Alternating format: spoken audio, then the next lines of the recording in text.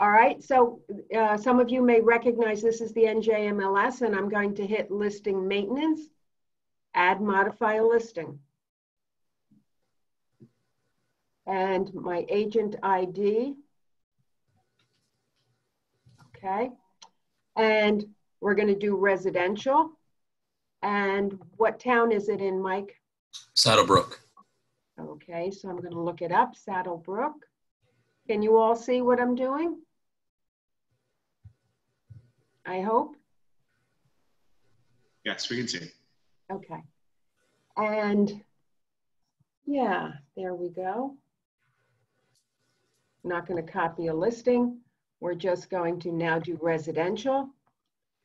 And notice how we get this field, and it will do an autofill for the block and lot. So either give me your last name. Is it under your name, Mike? Well, my parents, but it's still the same last name. Okay. And I can click next. Or I could do the street name. Now, I'm assuming this is you? Yes. And I click autofill. This is really a great feature. All right, and here is essentially the listing information that you would be putting into the MLS. It's not exactly the listing, but it's listing agreement, but it's close enough to do it, okay? Some things I want to go through with you is how to answer some of the questions that are going to be asked of you. On our Tuesday night session, we had discussed filling out the worksheet as you do your walkthrough for the listing, gathering the information. So you're going to find that some of that worksheet kind of mimics what we have here. Notice the street number, block and lot filled out for us. The yellow are mandatory. So price we can come back to. Directions, always bring people in the nicest way. Let's face it, we can all go to our homes from various different angles. Your salespeople, try to bring them in the best way. Listing date, know that the MLS gives you 24 hours to publish a listing after it's been signed by the last person, which is usually the homeowner, okay? Or the broker. And the expiration date is necessary. As you know, your real estate laws, nothing is legal unless it has an expiration date. For our purposes, listings should be 6 months. Any questions so far? Okay. The owner's phone number, I think, is owner's name. An exception, do you know what an exception is? No. If it's like not the owner, they have someone else to sign on their behalf? No, that would be a power of attorney, but that's a good response. I appreciate that. No, an exception is on occasion you're going to be having someone who maybe they tried to sell it privately for sale by owner, and they might have someone who's very interested, or so they think. Very rarely does that happen, but sometimes the sellers want, hey, I want that person to be an exception to this listing agreement. I don't want to pay a commission to you if they buy it. That's okay, provided you have the name of that exception and you give it a timeline. In other words, and obviously it gets all signed. But is it only when it's a FSBO, or is it like, is it also when a seller is, an agent is selling it too with them? Or if an agent is what? If the agent is helping them, even then they can do the exception? Or only when they're selling themselves? Let me finish and it will make sense to you. If someone has an exception and they say, I think Mr. and Mrs. Smith are going to buy my house, I don't want to pay a commission. I came across them without, before I listed with you. and then you turn to the homeowner and say, fine, there'll be an exception for 1 week. Okay. And quite frankly, if someone cannot make a decision to buy in 1 week, they're not a buyer. So you would limit it and obviously make sure that you're using the form that says so-and-so is an exception to the listing on whatever street this is, 122 Claremont, till September 10th, okay, at midnight. All right, but most of the time we're going to put a no. Did that answer your question, Parul? Yes, but if you put in yes, does another thing comes up for us to fill in? You would have to go and find that form. It doesn't automatically populate. Okay. But agents, once you put that there is an exception and an agent wants to show a property, and that's why you need to look at this field too, if you are a buyer's agent, they may call, or you may call the listing agent and say, is there an exception for how long and what kind of activity are you getting, is the homeowner getting from that exception? To kind of get a feel for your competition. Okay, excuse me. Phone number. Excuse me? Pat, excuse me. So when the reception is yes, right? I cannot show the home to other people for that week? No, I didn't say that. Absolutely, No, you show it to other people. Oh, okay. Absolutely, but the buyer's agents may call you and say, what's the story with the exception? How many more days? What kind of activity? Is it do you think the exception's gonna buy? But no, it's an active listing. Once you publish it, it's an active listing. Now the owner's phone number, I think you'll see most of the time is the listing agent's phone number, but it's a mandatory field. It needs to be filled out. The reason agents are not putting down the owner's phone number, I think, is obvious. They don't want the homeowner called directly by other agents. It auto-populates your listing information, both the office and your MLS ID numbers. Now I'm in under Randy, so that's why Randy's name is populating. And if there's any co-lists, that would come up. Now, if you are in the process of getting a listing, what you would do, if you notice after each grade block section, it says partially save and continue. You need to do that at the end of every grade section. Partially save and continue. You can even add photos, by the way, if you come up here on the top, add photos. Just don't hit publish until you're ready, okay? Don't hit publish until you're ready. Okay, that agency disclosure. Sorry, that will publish it on the NJMLS? Yes. Okay. Yes. Yeah, thank you. Agency disclosure, if you are the one with the listing agreement, what are you? A seller's agent or a transaction broker? Can you say that question again? Who's ever outside, if you could mute yourself, please. I hear a truck back. You're a seller's agent. Our company does not embrace transaction agents because a transaction broker, transaction agent does not have a fiduciary relationship with the client. So you are a seller's agent and disclose dual agent if the situation arises, okay? But here they only give you two choices, and so you'd be a seller's agent. Compensation to buyer's agent, Comp BA is what that stands for. Our minimum is 2.5% and minus 250. Okay. What's the 250 for? Well, it's almost like when you start reading all those listings, you'll see it's kind of what people do. So we follow suit, and 2.5 minus 250. So when the buyer's agent brings someone, they will get 2.5% of the contract price minus 250, which goes to you. Compensation to transaction agent, you can make that the same, 2.5% minus 250. Compensation to subagents, always zero. Always zero, please. We do not Subagency isn't out there. It really isn't. And with it comes some liability. So we do not invite subagents to participate. And they're just not out there, so it's not a problem.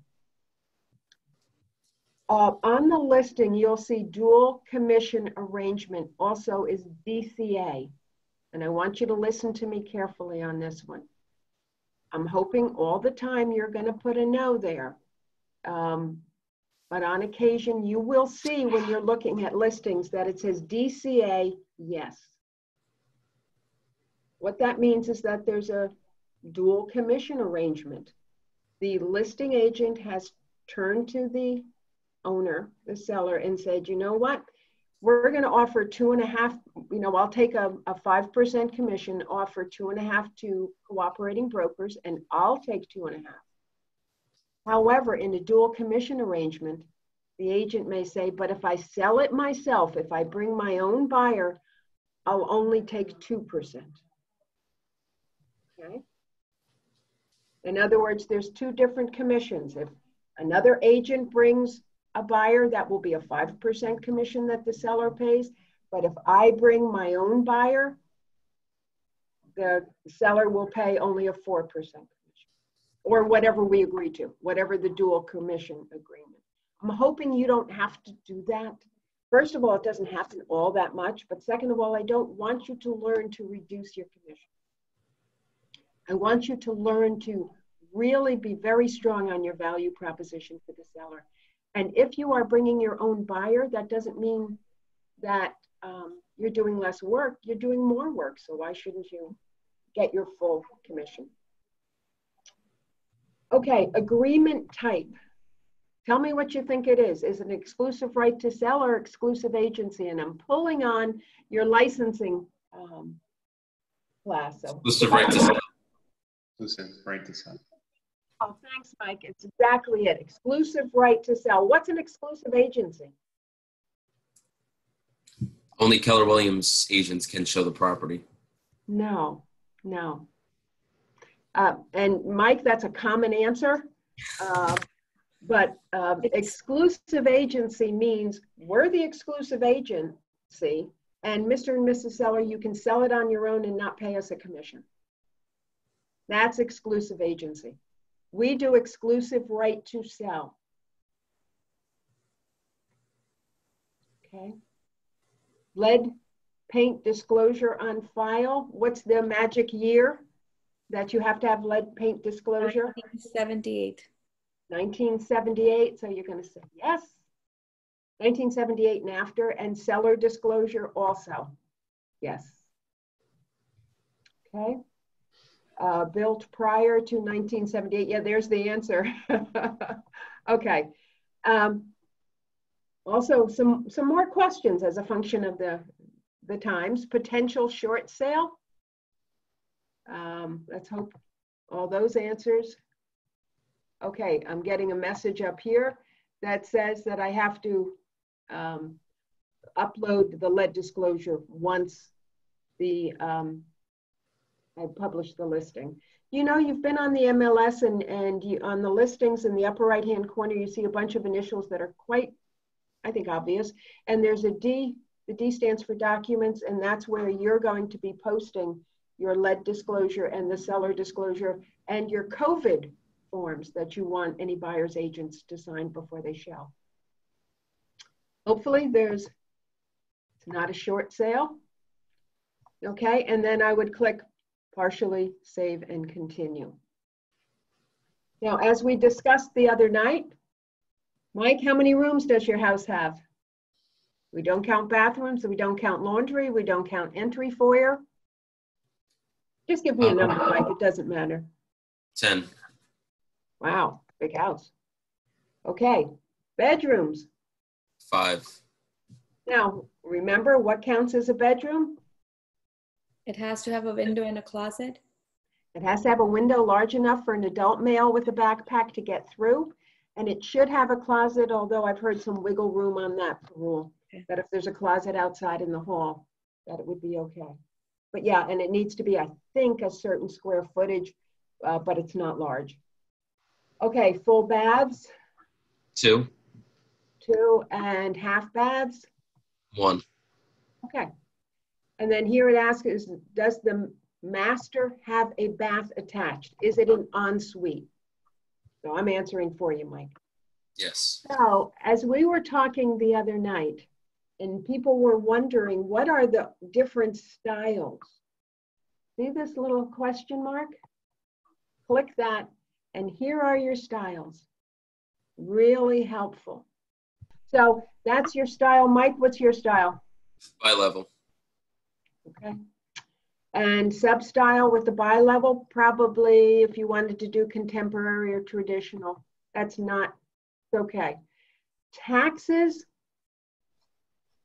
if you come up here is the tax report.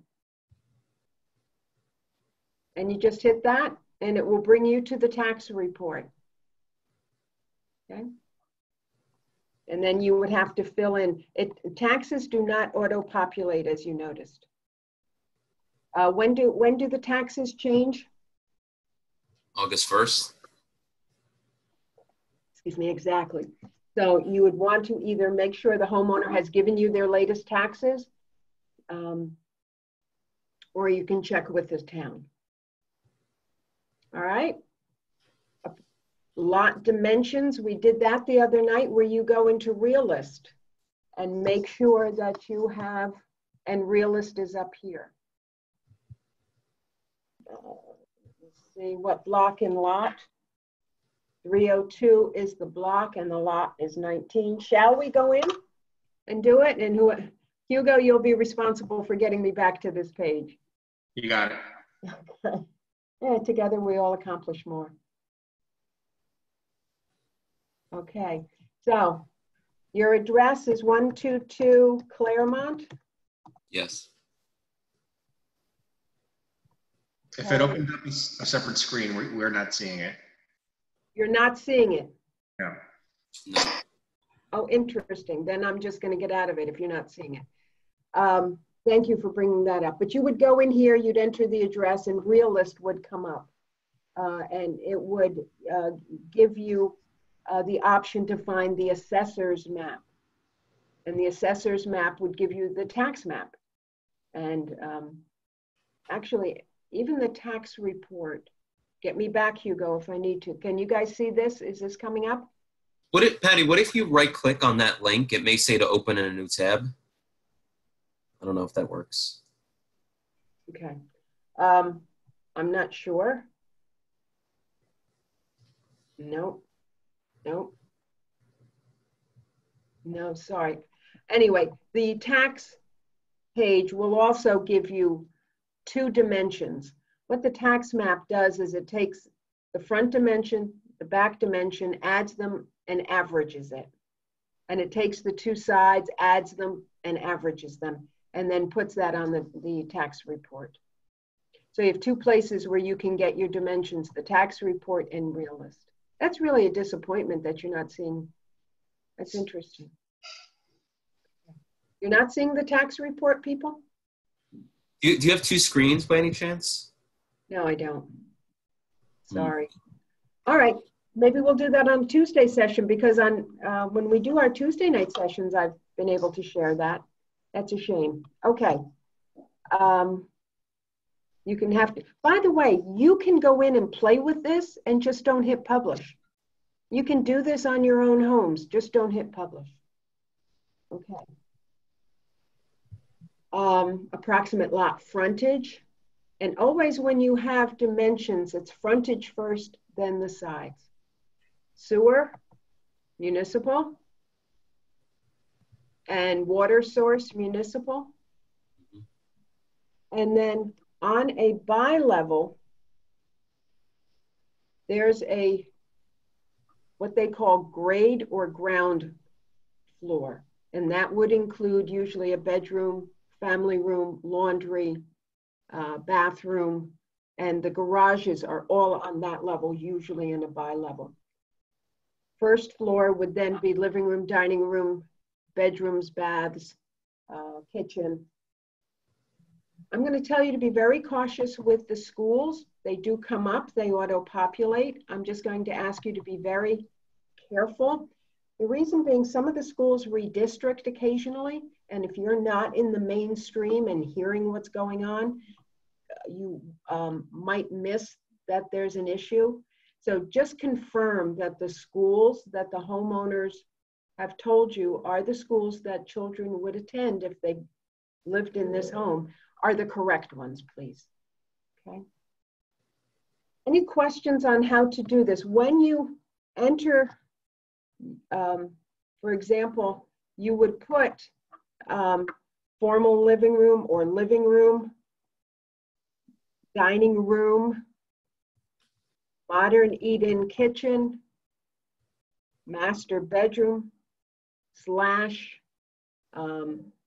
shower stall or full bath, FB, okay? Kind of walk someone through. Your description should literally walk people through the house. Any questions? I have a quick question, Patty. Is there a way we can find if this house, which we are listing, was listed before a few years ago or whenever it was listed on the market, might have all the description like the ground, first and second, third basement and the easements? Can we go and yes, you can. You can do a search. You can do a street search and see what comes up in the MLS. You can do that. I'm going to caution you big time. First of all, it's a violation to take any photos, which I know that's not what you're asking. But don't assume that the prior realtor was correct in everything they put in. That's true. So I'm going to give you great big cautions about not doing that. And sometimes they make changes and remodel it too. So there are always additions to add. So if we, so this we're going to do after we talk to the seller, and they'll give us all the information about the. When you do the walkthrough, you're going to be asking this information using that worksheet that I showed the other night. Right. Yes. Now, depending on how comfortable you feel about getting the listing, you can start filling this out. And I would do it, especially as a new person, because once you get the go-ahead from the seller, you want to minimize the areas where you have anxiety. Right. So if you've done a lot of this in advance, you'll enjoy the process more. Okay. So basement in a bi-level, there's not a basement. It's a grade level. So, okay. Easements, you saw that from the tax map. Is there an easement? Please always check your tax maps, either as a listing agent or as a buyer's agent. You can none known, per survey, see remarks. We'll put none known here. Municipal assessments. Do you all know what an assessment is? Municipal assessment. It's kind of a special tax. The town, when they do something, for example, maybe they're doing sewers. Several years ago, there were towns that had not had sewers where the town was coming in and putting a great big pipe down the center of the road. And the town doesn't do that for free. The town is going to assess each homeowner who will benefit. And that's called a special assessment. The town is usually kind and will spread that amount over 5 to 10 years, but the homeowners must pay that in addition to their taxes. You'll see special assessments in condos, okay? Let's say the complex is getting a new pool, the complex is getting new roofs. They will do a special assessment. Now, we are filling out a single family residential form here, but in a condo complex, there would be the question, are there any special assessments? So that's a question you always ask. Know that as a listing agent, if the homeowner is behind on either taxes or assessments, that travels with the title. When there's a title search done, it's going to show that money's owed. Okay. Is the property also for lease? Hopefully not. Notice it's yellow, so you have to answer. Items included. People, please be very exact here. If it's the refrigerator, which refrigerator? Many homes have 2 refrigerators, so which one's included? Just be very clear. And items not included, again, be very clear. Is there solar? Okay, yes, no. I'm going to put no. But if there is solar, is it leased or owned? Important questions. Then you'd click partially save and continue. Now, in-person realtor tours are permitted, but all parties must wear masks, practice social distancing, and follow indoor capacity guidelines as set by the state. So with that said, it depends on your homeowner if they want to have realtor tour. Know that in the Pascack Valley, it's on Wednesdays. Normally, I would say the longer you can hold the home open, and you should be there, the better. But in today's COVID environment, maybe a 1 or 2 hour opportunity for realtors to come and tour would be sufficient. So you'd fill in the date and the times.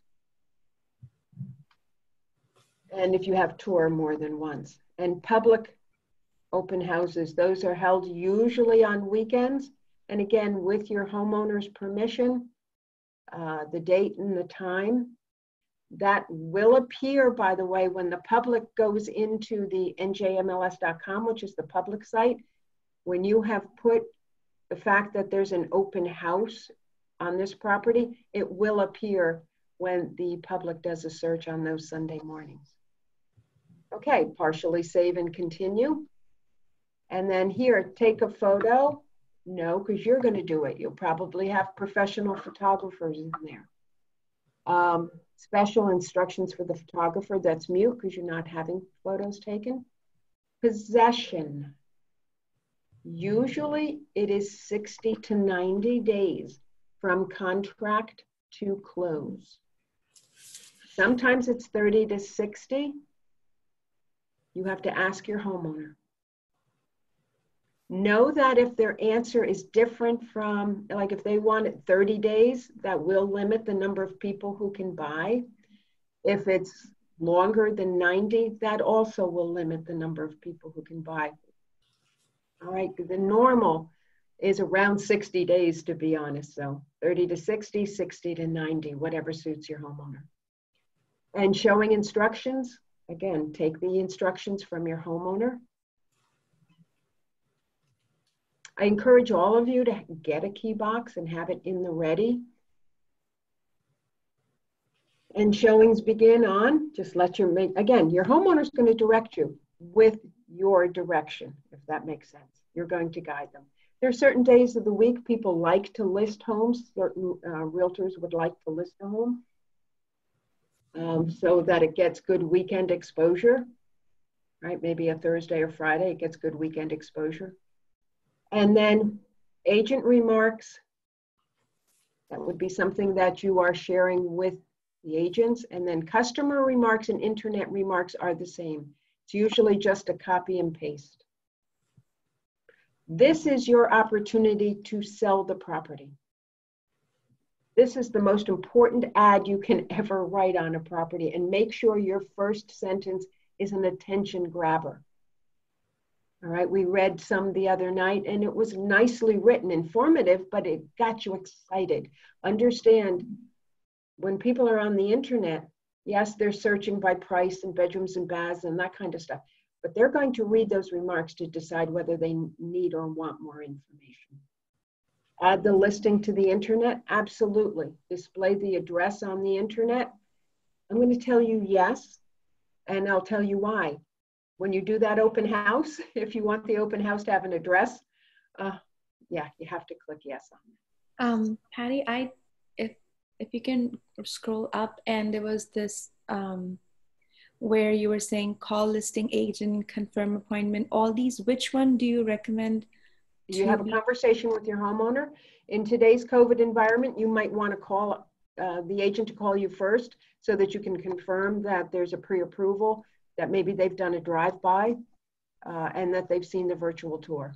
So which one should we do? The first one, the call listing agent? That's with your homeowners.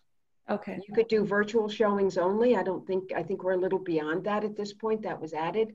Right. I might call listing agent for a confirmed appointment. You, not the listing office, you would want listing agent. Right. If it's vacant, you can just put it, go direct. Okay. All right. I would like a handle on it, but as things get busy, you don't want to put too many obstructions, like 24 hours. Like if somebody under special instructions, you're showing instructions, sometimes homeowners have a good reason for wanting maybe 24 hours notice. You can do that. Obviously, if your homeowner needs that, you do it. But you want to minimize any obstacles, right? You also want your homeowner to not be there. Thank you. Thank you. Thank you. All right, and then just take the time and fill out. Is it waterfront? Are there any association fees that are due? If it's a part of a lake community or a golf community? Any miscellaneous amenities? Just read through this and see if anything applies. And of course, you want to be able, you want to fill in as much as is applicable because you want to give the property the credit it deserves. It also, these fields, I think, are searchable. So notice it's required to fill in at least one fuel source, whether it's gas, propane, oil, solar, electric, or other fuel. And then the type. Is it hot water? Is it steam? Is it baseboard? How is the heat distributed? Or hot air? Cooling, year built. This is all pretty much, and again, partially save and continue. So the heat one, that means you have to fill in first the fuel source and you have to fill in the black, the, yes. Okay. So it might be gas, hot water, baseboard. Okay. Got it. All right. You'll see that. Please go into the MLS and read what other realtors have written. It's not always clear, but you want your listings to be absolutely clear. Now you would click save and publish with the photos, et cetera, et cetera. Now, this does not put you into command. This literally is putting this in the MLS to list. You would have to go into command via dot loop to get the listing agreement that you would then share with the homeowner for them to sign. And you would want to be sure that you had that listing agreement signed by the homeowner before you publish the listing agreement. Okay. Sorry. Probably a session, another session to do that, but yeah, you would go on to make sure you enter your contact into command, then go into dot loop to pull up the listing agreement and fill it out there and share it with your homeowner. Sorry, I'm just confused. So I'm supposed to first do this listing and publish it on MLS and then go to dot loop via command. And actually just the opposite. You want to be sure that you have the listing agreement signed by the homeowner before you publish the listing, which is what I prepared you for. Always make sure you have an agreement in writing and signed by the homeowner. Same with any price reductions or any changes, make sure that they are signed by the seller before you publish those changes. I get you. So that should be done before this. Yes. Okay. Okay. However, you can do some of this, just don't hit publish. Yes, that's what I thought, because there's an option of finish later or save later. And I would say, especially if it's your first one, do a lot of this as much as you can in advance. And then just fill in the other important stuff, what you get info from the seller. Yes, like price, listing date, expiration date. Those are the main things that would really wait, or any questions you had about the property. I get so, it. Yeah, but it would be in command that, and via dot loop, which right now are kind of running parallel, that you would do the actual paperwork that you would share with the homeowner. Okay, thank you. Okay, any questions? That went pretty well. That took us about 45 minutes. I'm going to encourage you all to do the 66-day challenge with command. If you haven't started that, because that's the other component of getting the listing. This is literally teaching you things like what's an exception, what's an exclusive agency, look at the tax reports, look at Realist. That's what today's session was more geared to. You'd be ready to go, take your photos, hit publish, and you have a listing on the MLS and get ready to service it.